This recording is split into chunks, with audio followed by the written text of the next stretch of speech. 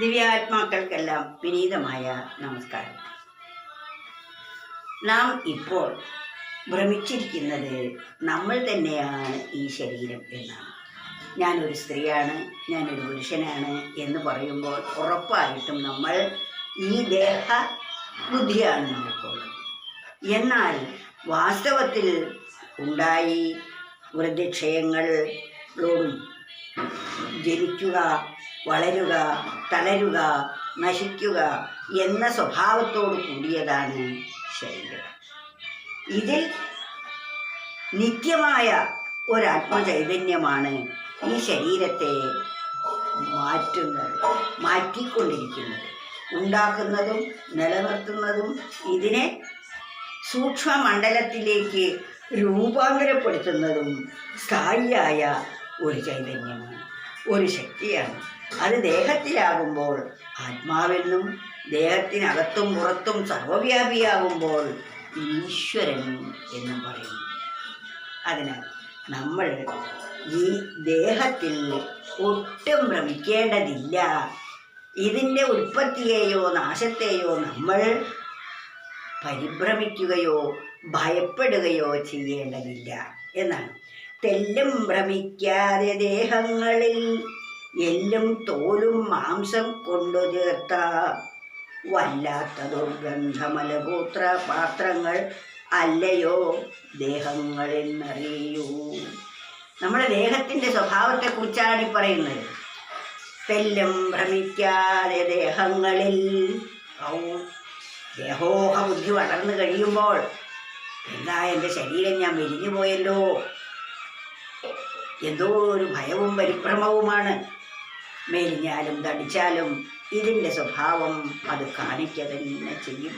തെല്ലും ഭ്രമിക്കാതെ ദേഹങ്ങളിൽ എല്ലും തോലും മാംസം കൊണ്ടു തീർത്ത, എന്തൊക്കെയാണ് അതിലുള്ളത്? എല്ല്, തോല്, മാംസം, ഞരമ്പുകൾ, ഇതുകൊണ്ട് അതിനുള്ളിൽ രക്തം, മലം, മൂത്രം മുതലായവയൊക്കെയാണ് സംഭരിച്ച് നിലനിർത്തിക്കൊണ്ടിരിക്കുന്നത്. ശരീരത്തിൻ്റെ അവസ്ഥയിലേക്കൊന്ന് നമ്മൾ ചിന്തിച്ച് നോക്കുക.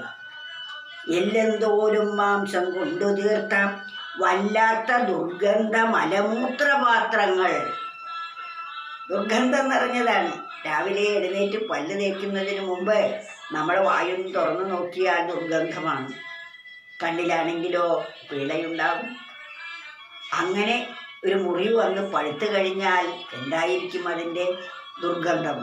അതുപോലെ ഒരു കുഴിനഖം കുത്തിക്കഴിഞ്ഞാൽ അവിടെ പഴുപ്പ് വന്നാലുള്ള ദുർഗന്ധമൊന്ന് ആലോചിച്ച് നോക്കൂ. നമ്മളെ ഇത്രയും സുന്ദരമായി സ്വർണം പോലെ കാത്തു സൂക്ഷിക്കുന്ന ശരീരത്തിൻ്റെ അവസ്ഥയാണിത്.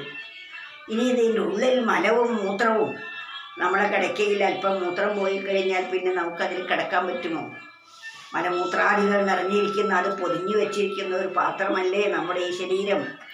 അതൊക്കെ ഈശ്വരൻ വേണ്ടതുപോലെ അടക്കി ഒതുക്കി ഓരോ പാത്രത്തിൽ ഓരോന്നും ചെന്ന് വീഴത്തക്ക വിധത്തിൽ, എന്നിട്ടത് പുറത്തേക്ക് പോകാനുള്ള സൗകര്യവും ഉണ്ടാക്കി വച്ചിരിക്കുന്ന സൃഷ്ടി വൈഭവത്തെക്കുറിച്ചൊന്ന് ആലോചിച്ച് നോക്കൂ. വായിൽ അല്പം ആഹാരം ഇട്ട് കൊടുക്കുമ്പോഴേക്കും അത് ചവച്ചരയ്ക്കാൻ 2 വരി പല്ലുകൾ, അത് മാറിക്കൊടുക്കാൻ നാവ്, അതിൽ വെള്ളം ഒഴിച്ചു കൊടുക്കാൻ ഉമിനീര്, എന്നിട്ടത് ചവച്ചരച്ച് അത് അന്നനാളത്തിലൂടെ ആമാശയത്തിലെത്തി അവിടെ വെച്ച് അത് വേണ്ടതുപോലെ മിക്സിയിലിട്ട് ആട്ടുന്നത് പോലെ ആട്ടി പദം വരുത്തി അല്പാൽപമായി അത് ചെറുകുടലിലെത്തി, ചെറുകുടലിൽ വേണ്ടത്ര പോഷകമൂല്യങ്ങളൊക്കെ വലിച്ചെടുത്ത് രക്തത്തിലേക്ക് വലിച്ചെടുത്ത് ആ ചണ്ടിയായ ഭാഗങ്ങൾ വൻകുടലിലെത്തും. വൻകുടലിൽ വെച്ച് അവിടെ അതിനെ ജീർണിപ്പിക്കുന്ന, ദുർഗന്ധം വരുത്തുന്ന ഒരു തരം അണുക്കൾ അവിടെയുണ്ട്. അവർ അതിനെ അപ്രകാരത്തിലാക്കി അപാനവായു സമയമാകുമ്പോൾ പുറന്തള്ളുന്നു. ഈ പ്രക്രിയ ഉണ്ടായ നാൾ മുതൽ നടന്നുകൊണ്ടേയിരിക്കുന്നില്ലേ ഈ ശരീരത്തിന്? അത്ഭുതകരമായൊരു യന്ത്രമല്ലേ നമ്മുടെ ഈ ശരീരം. ഇത് മനുഷ്യരാരെങ്കിലും നിർമ്മിച്ചതാണോ?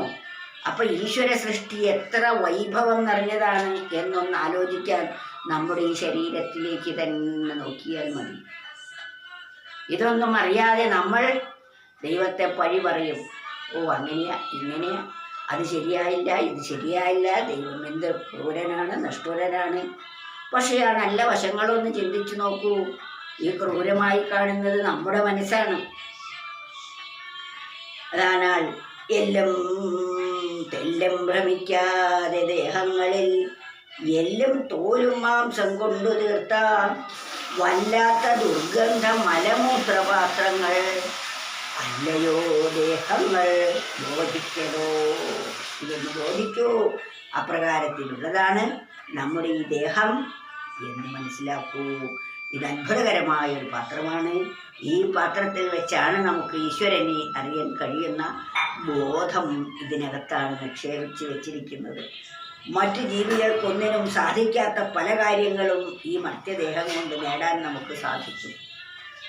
അതിന് പറ്റിയ വിധത്തിലാണ് ഇതിൻ്റെ സൃഷ്ടി. സൃഷ്ടാവിനെ കണ്ടെത്താൻ കഴിയുന്ന സൃഷ്ടിയാണ് മനുഷ്യൻ. ആരാണോ നമ്മെ സൃഷ്ടിച്ചത് ആ സൃഷ്ടാവിനെ തിരിച്ചറിയാൻ പറ്റുന്ന ബോധമാണ് മർത്യദേഹത്തിൽ നിക്ഷേപിച്ചു വെച്ചിരിക്കുന്നത്. പരമമായ ആനന്ദത്തിൻ്റെ സത്തയാണ് ഇതിനകത്തുള്ളത്. അതറിയാതെയാണ് നാം ജീവിച്ചു പോകുന്നത്. ബഹിർലോകത്തേക്ക് നമ്മുടെ മനസ്സ് ഗമിച്ചു കഴിഞ്ഞാൽ പിന്നെ അത് ഇഷ്ടവും അനിഷ്ടവും രാഗവും ദ്വേഷവും കാമവും ക്രോധവുമായി വിട്ടുപോരാൻ പറ്റാത്ത വിധത്തിൽ അവയോരോന്നിലും ഊട്ടിപ്പിടിച്ചു നിൽക്കുന്നു. ബുദ്ധി കൊണ്ട് മനസ്സിനെ സ്വാധീനിച്ച് തൻ്റെ യഥാർത്ഥമായ സ്വരൂപത്തെ തിരിച്ചറിയാനുള്ള ഉപകരണം ഈ മനസ്സാണ്. പക്ഷെ ആ മനസ്സാണെങ്കിലോ വിഷയജാലങ്ങളിൽപ്പെട്ട് ഉഴന്ന് ദുഃഖത്തെ തിരിച്ചു കൊണ്ടുവന്ന് ജീവനെ ദുരിതത്തിലാക്കിക്കൊണ്ടിരിക്കുന്നു. ഇതിൽ നിന്ന് നമുക്ക് മോചനം നേടണമെങ്കിൽ ഈ തത്വങ്ങളെയെല്ലാം അറിയുകയും അതിനനുസരിച്ച് വേണ്ടതിനെ സ്വീകരിച്ചും വേണ്ടാത്തതിനെ തള്ളുകയും ചെയ്ത് വിവേകപൂർവ്വം ജീവിക്കുന്ന ഒരാൾക്ക് പരമസത്യത്തെ അറിയാൻ സാധിക്കും. തെല്ലും ഭ്രമിക്കാതെ ദേഹങ്ങളിൽ എല്ലും തോലും മാംസം കൊണ്ടു തീർത്ത വല്ലാത്ത ദുർഗന്ധമലമൂത്രപാത്രങ്ങളല്ലയോ ദേഹങ്ങൾ എന്നറിയോ.